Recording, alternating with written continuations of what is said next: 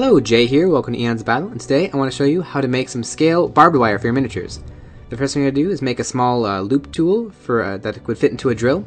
So I took some pliers and a paper clip and made this little loop attachment. I then fitted it nice and tight onto my drill. I then took some very thin gauged hobby wire, this can be bought at any local craft store, and then I looped it around and then held it tight with some pliers on the other end. And then I just very carefully did some spurts with the drill, and as you can see now I have a nice little braided length of wire.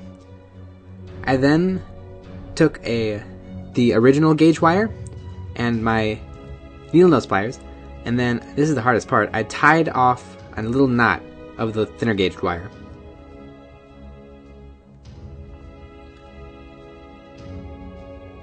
Once you've got it on there, I'd give it a couple of loops just to make sure that it's nice and tight.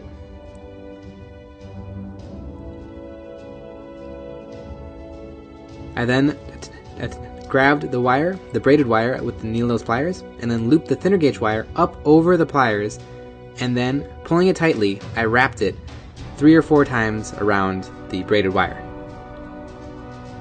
Once that was done, I then replaced the needle nose pliers, and then wrapped it around, and then gave it a couple of wraps around the braided wire. I repeated this process, alternating the loops from the top and the bottom of the braided wire again and again and again until I had the length that I needed for my miniature. The important thing to keep in mind here is that you want to loop the thin gauged wire very tightly around the braided wire, or else it's going to come apart once you start to trim it. Now that I have those loops done, I took some wire cutters and I just cut the loop off, leaving the little spiky bits protruding.